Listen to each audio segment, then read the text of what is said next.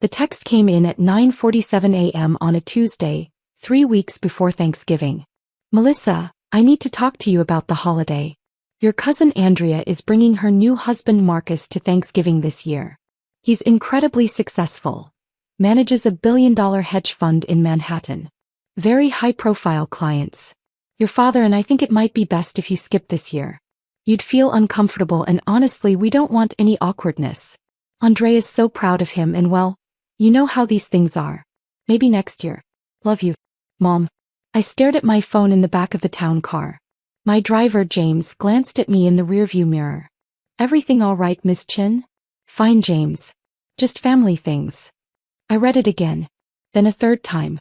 Each word felt like a small, calculated knife. You'd feel uncomfortable. Translation, you'd embarrass us. You know how these things are. Translation, you're the family failure and we need you to disappear when success shows up. I typed back, understood.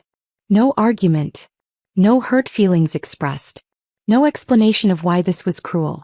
Just one word because I'd learned years ago that defending yourself to people determined to misunderstand you was pointless. Mom's response came 30 seconds later.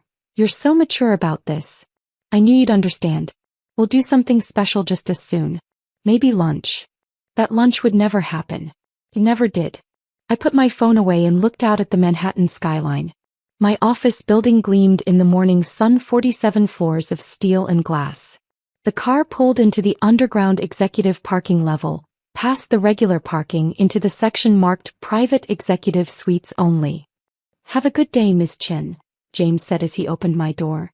You too, James. See you at 5.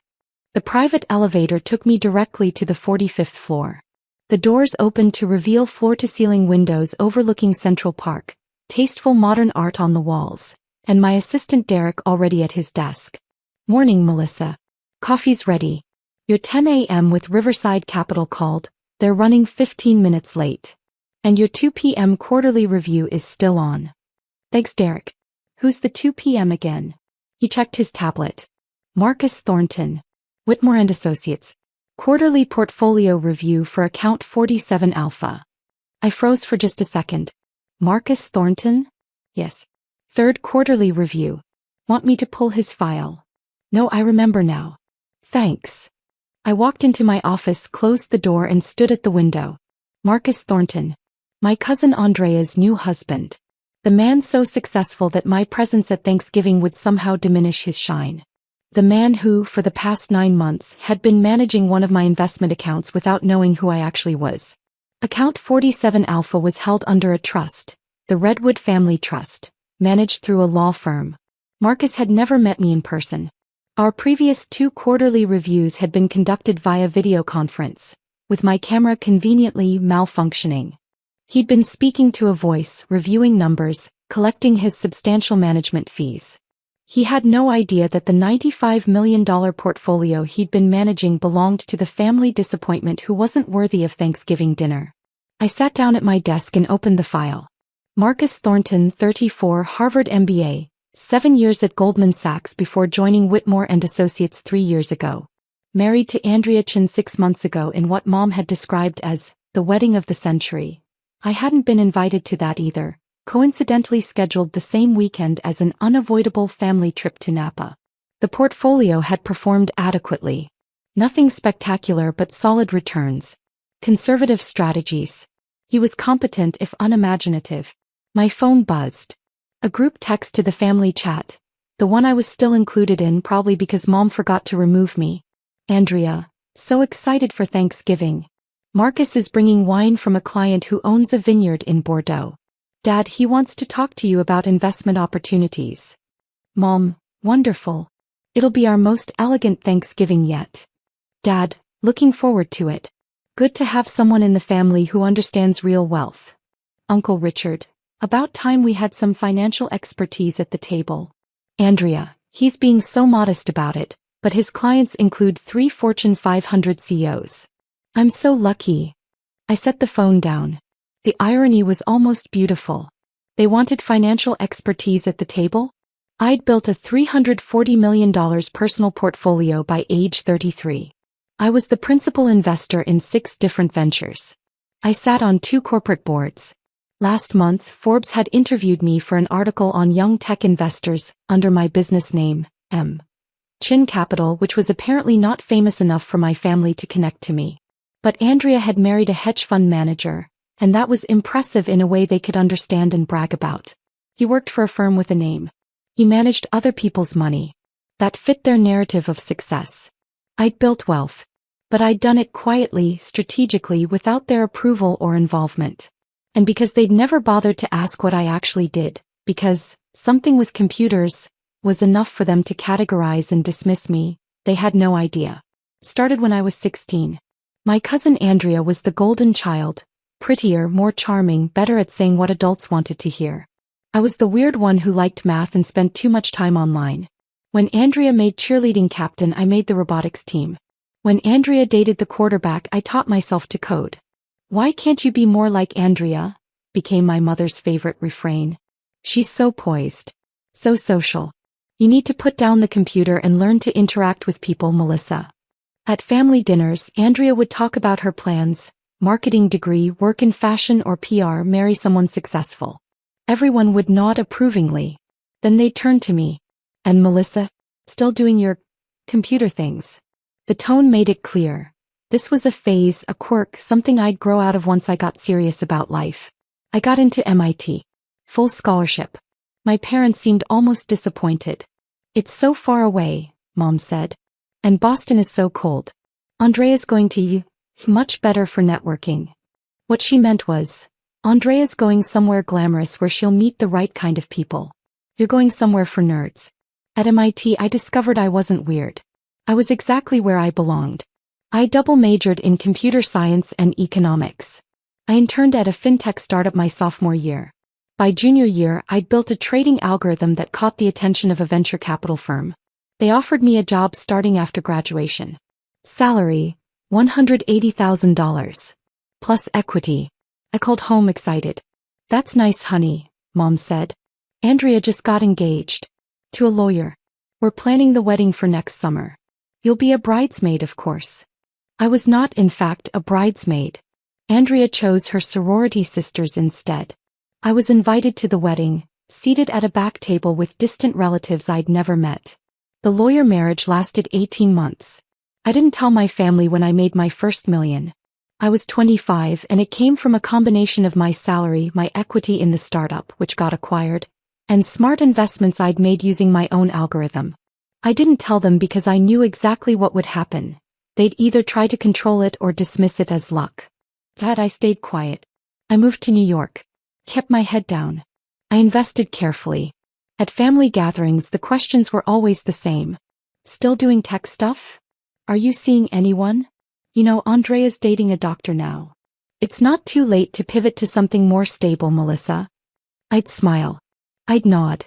I'd give vague answers. And I'd leave early, returning to my real life, the one where I was building something they couldn't comprehend or diminish. By 30, my portfolio had crossed $200 million. I'd invested in 11 startups, 7 of which had been profitable exits. I'd bought a penthouse in Tribeca. I drove a modest car and wore regular clothes and kept my life private because I'd learned that the moment you show success to people who've decided you're supposed to fail, they either try to take it or convince themselves it's not real. Andrea's doctor boyfriend became Andrea's doctor fiancé, then ex-fiancé when he cheated with a nurse. The family rallied around her. She was the victim, the princess who deserved better. "At least you don't have to deal with heartbreak," Mom said to me at Sunday dinner. "The single life is so much simpler." I was in a relationship, actually, with James, who would later become my CFO. But I didn't tell them because they didn't ask and I'd stopped offering information years ago. Then 6 months ago, Andrea met Marcus at a charity gala. Within 3 months they were engaged. Within 6, married. And suddenly, Andrea had reclaimed her throne as the family success story. The wedding I wasn't invited to was covered in the society pages. Hedge fund manager Marcus Thornton weds Andrea Chin in lavish Hamptons ceremony. There were photos of Mom and Dad beaming, of Andrea in a designer gown, of the intimate gathering of 300 guests. I saw it all on Instagram. The family group chat exploded with excitement. Marcus was brilliant. Marcus was successful. Marcus managed serious money for serious people. Finally, someone in the family who understood real finance. I almost laughed. Real finance? I'd been practicing real finance while they were still trying to explain to relatives what I did for a living. But I said nothing. I just watched. 9 months before the wedding, I'd been looking for a new portfolio manager for one of my diversified accounts. My primary investments I managed myself, but I believed in spreading risk. I wanted someone to handle a conservative, traditional portfolio, stocks, bonds, some real estate exposure. About $95 million that I wanted managed competently but not aggressively. My attorney, Richard Voss, recommended Whitmore and Associates. They're good, he said. Not flashy but solid returns. They work with high net worth individuals. Very discreet. Who would be managing it? Probably Marcus Thornton. He's their rising star. Used to be at Goldman. Smart guy, bit of an ego, but he knows what he's doing. Marcus Thornton, I repeated. You know him? No, I said. Never met him. Which was true. I hadn't. Andrea brought him to one family dinner before the engagement, but I'd been unable to attend. Actually, I'd been in Singapore closing a deal, but I told them I had the flu. Set it up through the Redwood Trust, I told Richard. I want complete anonymity. He reports to you, you report to me. Richard didn't ask why. He'd been my attorney for 7 years. He knew I valued privacy. The account was established. Marcus Thornton was assigned. The first quarterly review happened via video conference, my camera off. Technical difficulties, Richard explained. Miss Chin prefers audio only. Marcus hadn't questioned it. Why would he? The account was worth $95 million. His fees were substantial. As long as the money was real, who cared if the client was camera shy? I listened to him present his strategy. Conservative allocation, dividend-focused equities, some municipal bonds for tax efficiency. It was textbook. Safe. Exactly what I'd hired him to do. Sounds good, I said through the phone, slightly modulating my voice. Proceed. Excellent. And may I say, Ms. Chin, it's a pleasure to work with a client who understands the value of patience in investing. Too many people want quick returns. I almost laughed. If only he knew that my aggressive portfolio, the one I managed myself, had returned 34% last year. Indeed, I said. Slow and steady. The second quarterly review was the same. Performance was adequate. Returns were decent. Marcus was pleased with himself. I approved his continued strategy. Then came the wedding. I saw the Instagram post. I read Mom's gushing texts in the family chat about how Andrea had finally found a real winner. I noted Dad's comment about how it's good to have financial expertise in the family now. And I made a decision. The third quarterly review would be in person. I told Richard to set it up at my office. Are you sure? He asked. That breaks your anonymity. I'm sure. Tell him Ms. M. Chin from M. Chin Capital will meet with him personally. 45th floor, executive suite. This is going to be interesting, Richard said. Yes, I agreed. It really is. The disinvitation text arrived 3 weeks before Thanksgiving. Mom's message was clear. I was an embarrassment, a potential source of awkwardness, someone who needed to be hidden when real success showed up. I could have told them right then. I could have sent a screenshot of my portfolio. I could have explained that Marcus literally worked for me, managed a fraction of my wealth, collected fees that I paid him. But that would have been defensive. Reactive. It would have looked like I was trying to prove something. Instead, I decided to let the universe handle it. Marcus had a quarterly review scheduled at my office 3 days after Mom's text. He'd been managing account 47 Alpha for 9 months without knowing who I was. Now he was about to find out. I didn't change the meeting. I didn't give him a heads up. I simply went about my week watching the family group chat fill with Thanksgiving excitement. Andrea. Marcus is bringing his famous pumpkin pie. He took a cooking class in Paris. Mom, how wonderful. Melissa, you're still okay with skipping this year, right? I know you understand. Me, yes. Understood. Dad, it'll be nice to have sophisticated conversation this year. Marcus knows the governor, apparently. Uncle Richard, I want to hear about his investment strategies. Maybe he can give us some tips. I could see it clearly. Thanksgiving dinner, Marcus holding court, explaining finance to people who thought a 401k was sophisticated investing. My parents beaming. Andrea glowing with reflected glory. And none of them knowing that the money Marcus managed, the fees he collected, the billion-dollar hedge fund credibility he was riding, a piece of it came from me. The irony was exquisite. Sunday afternoon Andrea called me. This was rare, we barely spoke anymore. Melissa. How are you? I'm fine, Andrea. Congratulations on everything. Thank you. Listen, I heard about Thanksgiving. I want you to know it wasn't my idea. It's fine. It's just Marcus's career, you know? He works with very high-level people and Mom thought it might be easier if it was just, the inner circle this year. The inner circle. Of which I was not a part. I understand, I said. You're being so cool about this. I knew you would be. You've always been so independent, so content with your own thing. Not everyone needs the spotlight, right? Right, I said. And honestly, you'd probably be bored anyway. Marcus talks about finance stuff all the time. Super technical. I barely understand it and I'm married to him. She laughed. I'm sure, I said. Okay, well, I should go. We're meeting his parents for dinner. But let's grab coffee soon, okay? I want to hear about what is it you do again? Something with computers. Something like that. So cool. Okay, love you, bye. She hung up before I could respond. I sat there, phone in hand, and felt something shift inside me. Not anger exactly.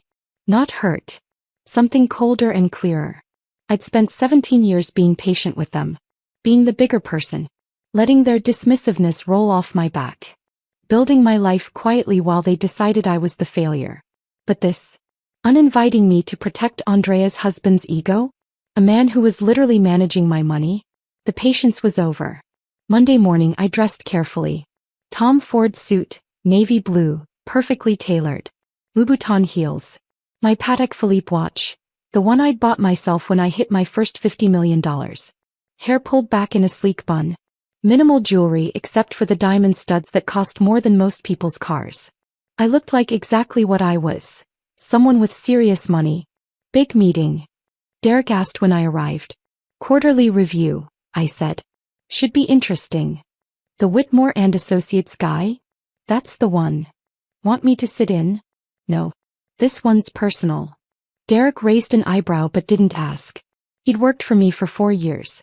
He knew when to let things unfold. At 1:45 p.m. building security called up. Ms. Chen, a Marcus Thornton from Whitmore and Associates is here for your 2 p.m. Send him up.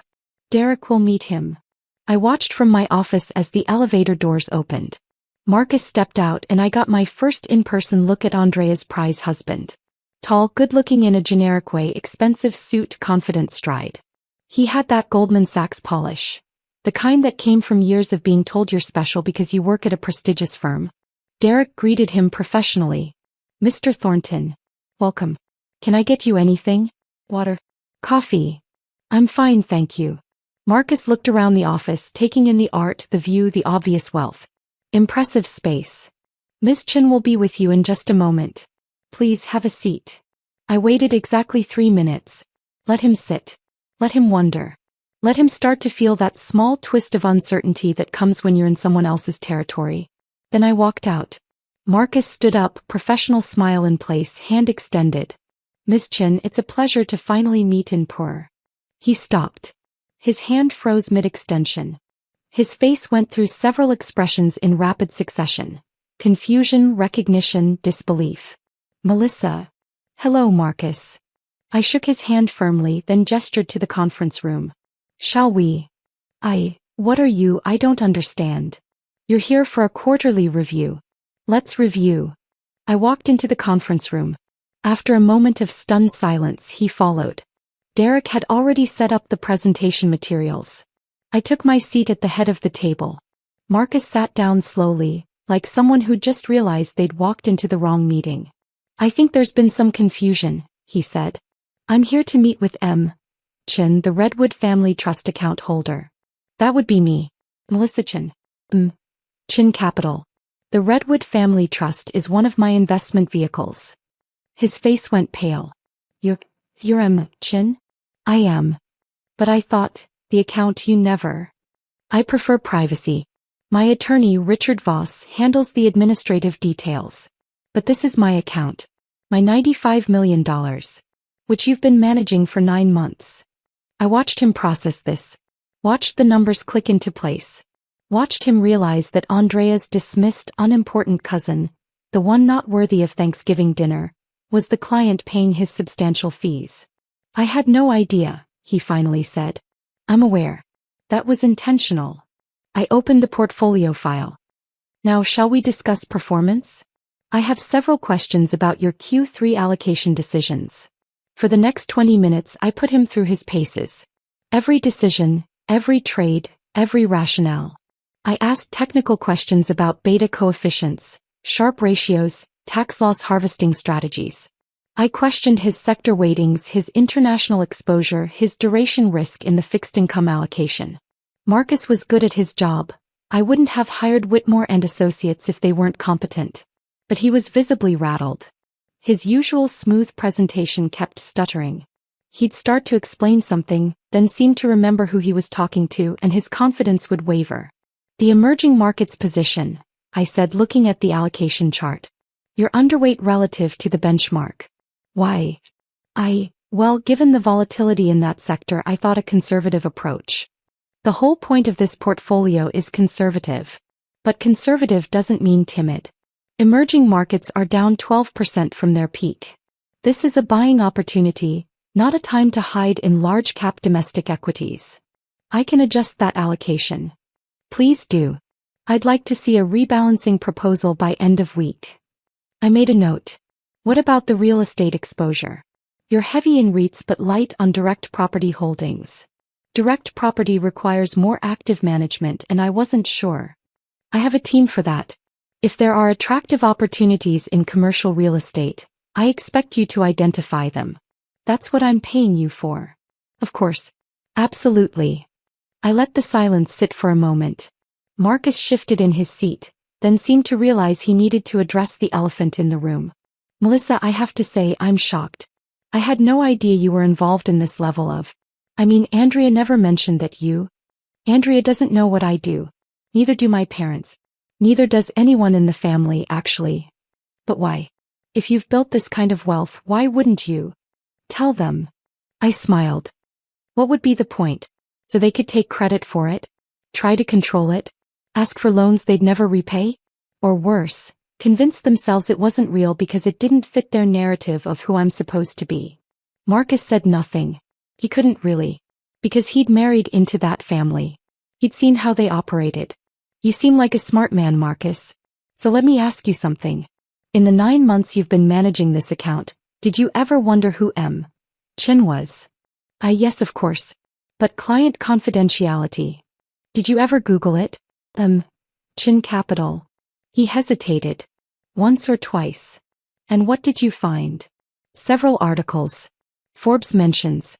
Some tech investment pieces.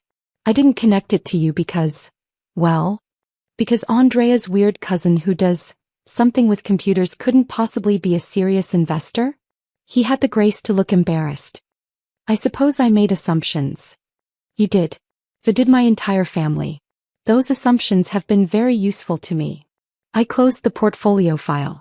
Now let's discuss expectations going forward. This account will continue as is. You'll report to Richard Voss. You'll provide quarterly reviews in person, now that we've established the relationship. And you'll maintain complete confidentiality about who your client is. Of course. That's standard practice. Good. Because here's what's going to happen, Marcus. In 3 weeks you're going to Thanksgiving dinner at my parents' house. Andrea will be proud of you. My parents will be impressed by you. My uncle will ask you for investment advice. And you will act like you've never met me. His eyes widened. You're not going to tell them? Why would I? They uninvited me because my presence would make you uncomfortable. Because I'd feel out of place around your success. I leaned back in my chair.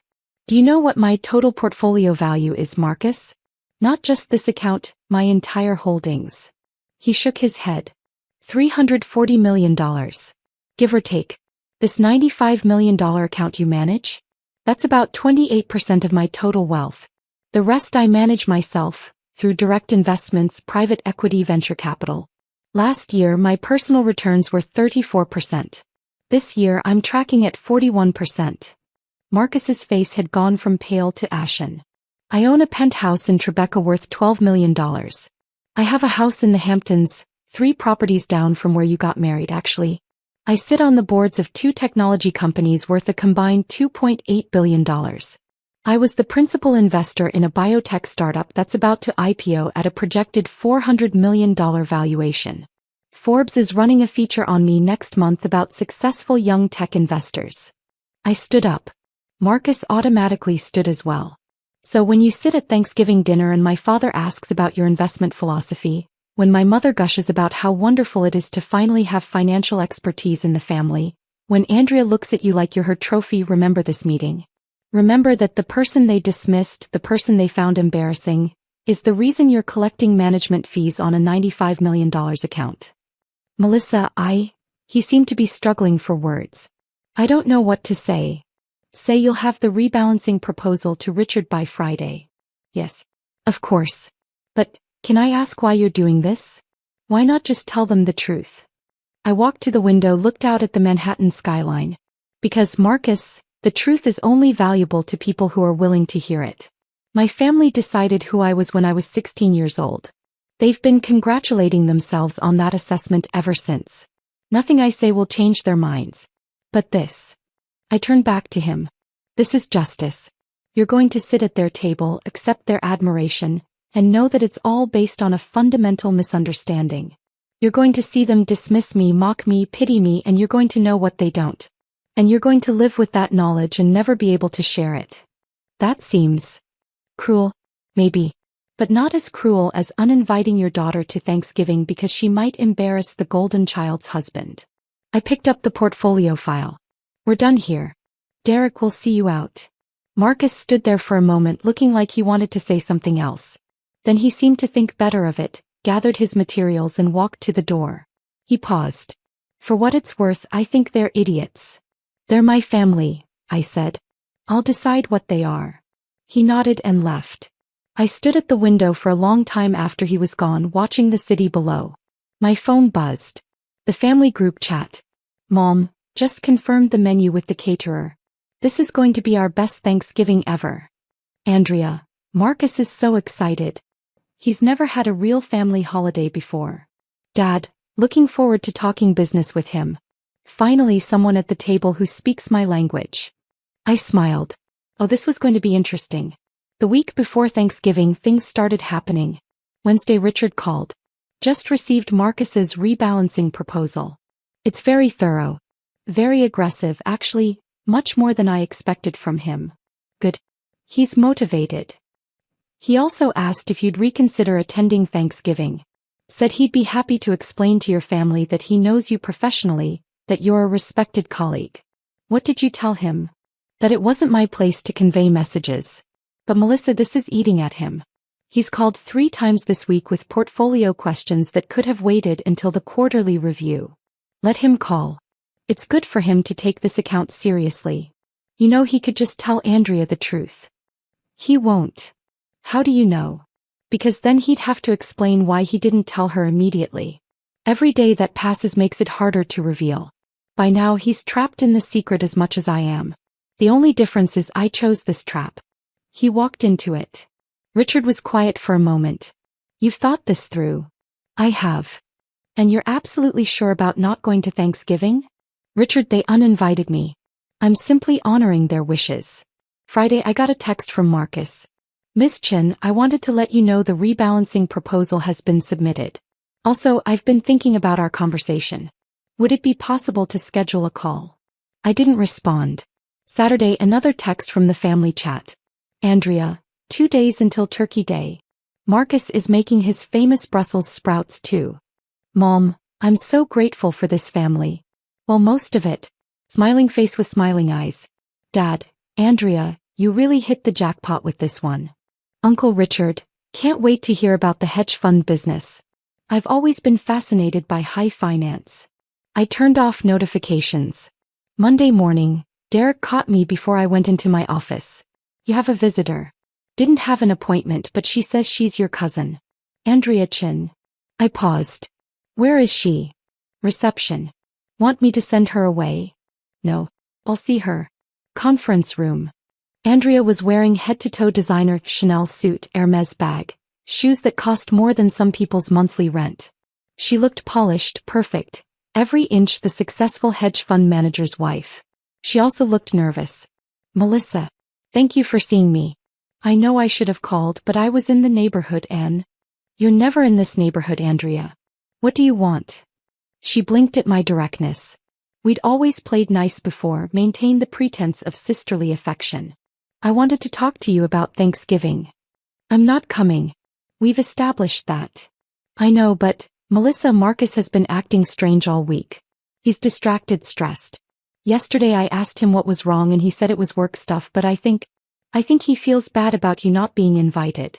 That's between you and Marcus. He asked if we could invite you. But Mom already finalized the seating chart and the catering order, and it would be awkward to change things now, and honestly I think it's better this way. You'd be miserable anyway. You never liked these big family things. Is that what you came here to say? No. I came to ask, what do you do exactly?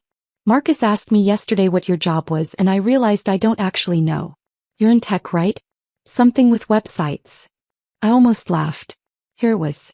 The curiosity sparked not by genuine interest in me, but by her husband's sudden questions. I'm an investor, I said. Oh. Like stocks and stuff.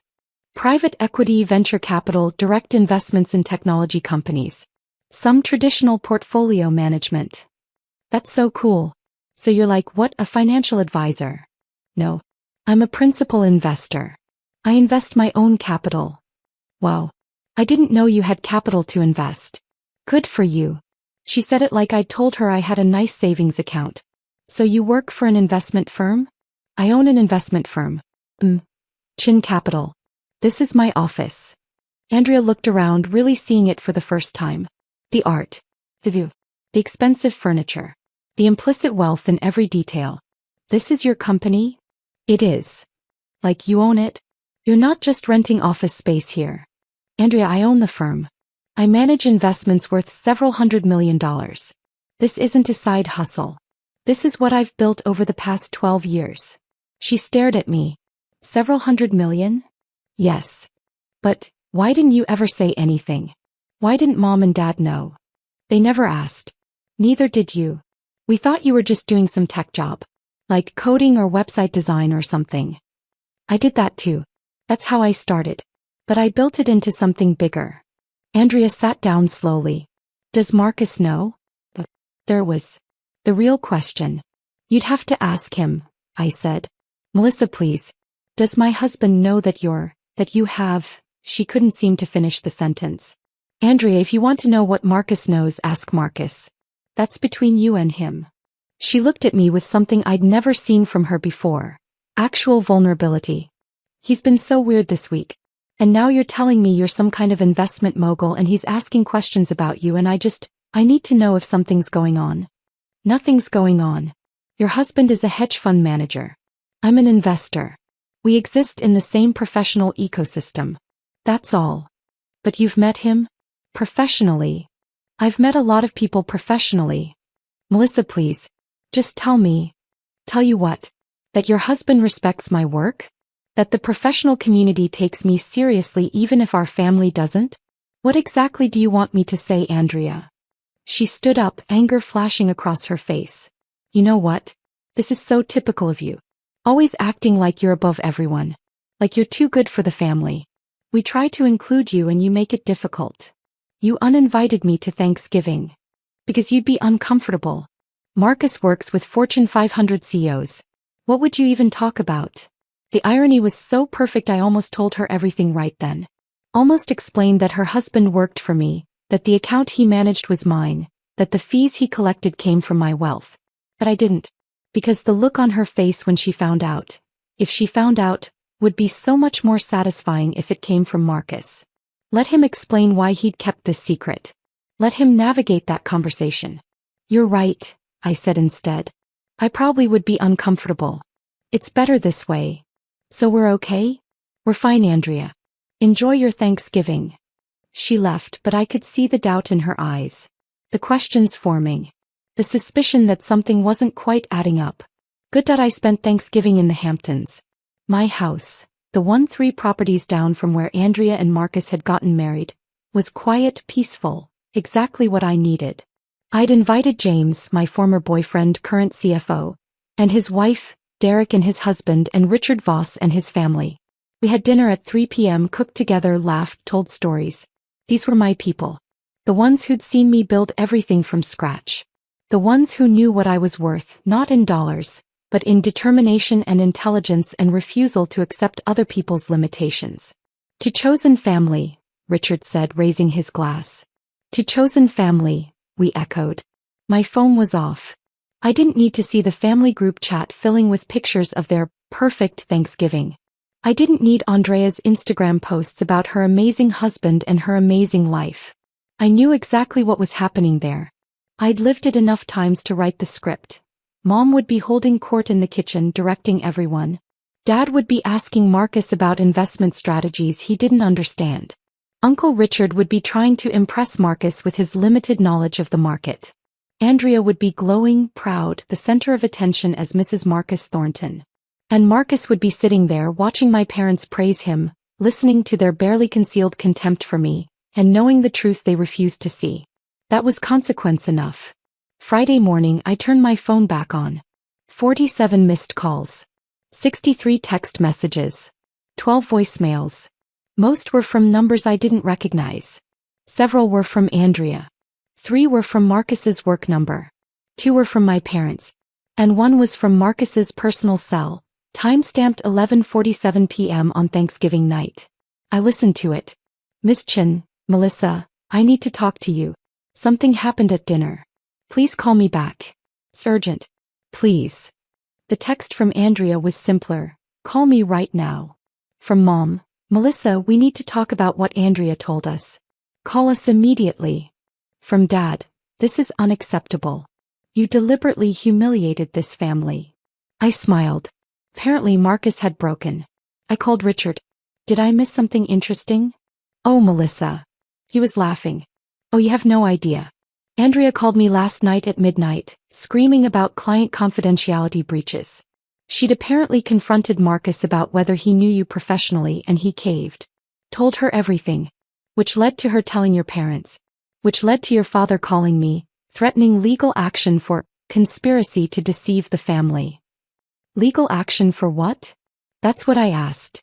He couldn't articulate an actual cause of action. He's just furious that you made him look foolish. I didn't make him look like anything. He did that himself. I explained that to him.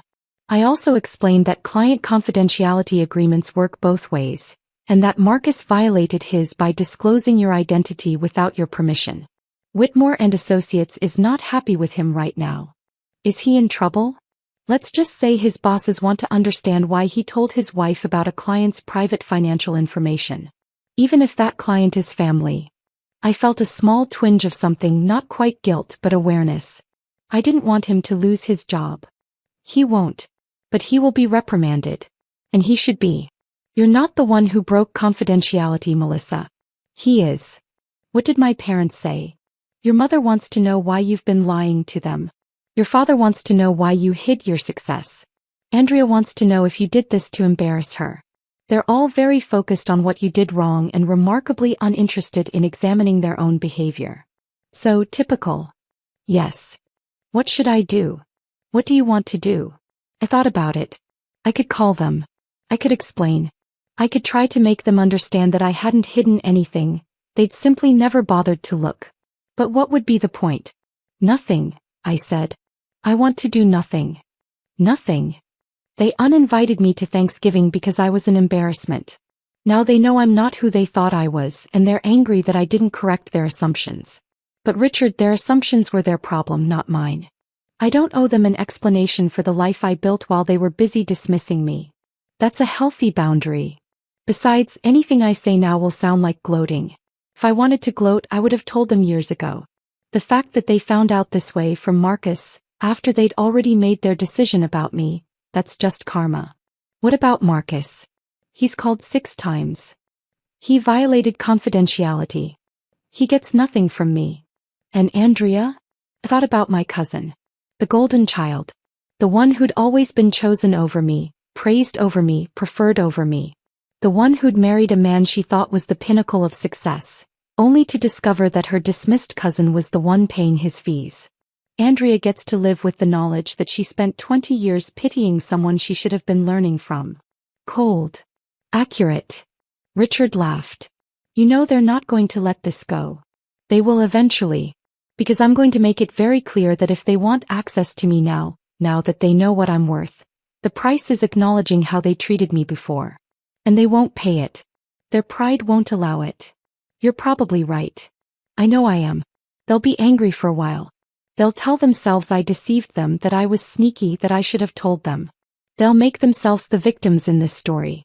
And then when I don't apologize, when I don't come crawling back eager for their approval, they'll move on.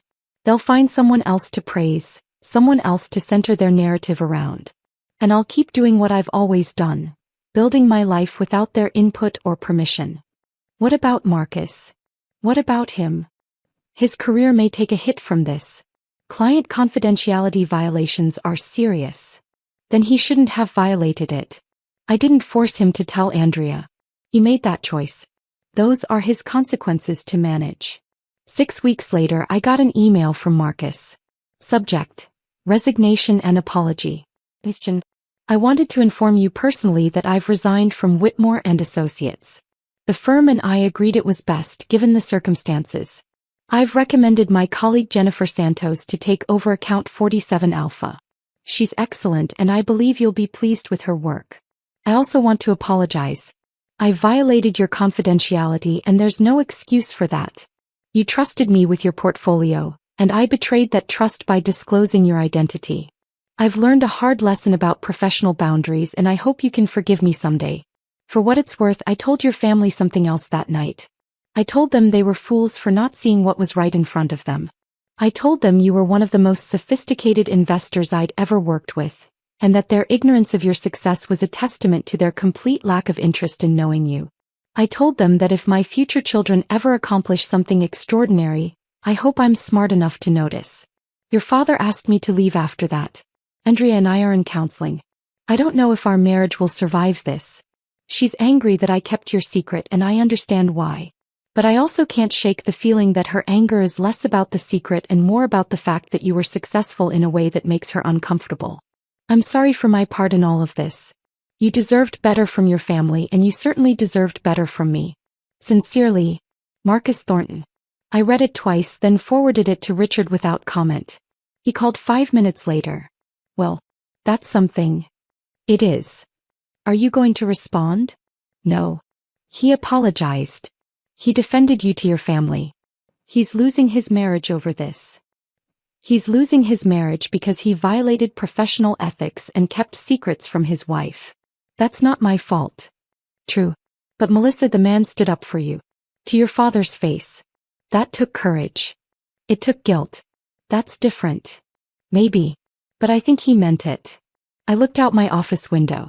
Snow was starting to fall over Manhattan, turning the city into something clean and new. It doesn't matter if he meant it, I said. What matters is that he finally saw the truth. They all did.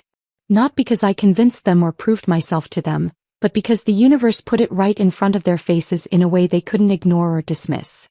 And how does that feel? Quiet, I said. It feels quiet. And it did. The anger I'd carried for so long, the hurt of being dismissed, the frustration of being underestimated, it had burned off like morning fog. What remained was just the simple fact of my life. I had built something extraordinary. I had done it without their help, without their approval, without their belief. Their blindness to that was their loss, not mine. My phone buzzed. A text from an unknown number. Hi Melissa, this is Jennifer Santos from Whitmore and Associates. I wanted to introduce myself and schedule our first quarterly review for account 47 Alpha. I'm honored to be taking over this portfolio. Would January 15th at 2 p.m. work for you? I texted back, that works. And Jennifer? Let's keep this strictly professional. No personal questions. Absolutely. That's how I prefer to work as well. Perfect. The family group chat had been quiet for weeks. I was still technically in it, but no one posted anymore. The silence was louder than any argument could have been. Then 2 days before Christmas, a text from Mom. Melissa, I think we should talk. Can we meet for lunch after the holidays? I stared at it for a long time. Finally, I typed, I don't think so, Mom. But thank you for asking. Her response came immediately, we're your family. You can't just cut us off. I'm not cutting you off. I'm simply choosing not to invest time and energy in relationships that have consistently devalued me. You uninvited me to Thanksgiving because you were embarrassed by who you thought I was. Now you want to have lunch because you know who I actually am. I'm not interested in relationships that are conditional on my net worth. The three dots appeared, disappeared, appeared again. Then, that's not fair. You're right. It's not. But it's honest. And I've decided that honesty is more important to me than fairness. No response. I put my phone away and went back to work. I had a board meeting in an hour. A portfolio review after that. Dinner with James and Derek to discuss Q1 projections. A life that was full and meaningful and entirely my own. The family would go on without me. Andrea would recover or she wouldn't. Marcus would rebuild his career or he wouldn't. My parents would find someone new to be proud of, some other success story they could claim. And I would keep building. Keep investing. Keep proving not to them but to myself, that the quiet girl who liked computers had been right all along. Success isn't about who believes in you. It's about whether you believe in yourself enough to build something extraordinary, even when everyone around you insists you're meant for something small. I believed. And that made all the difference.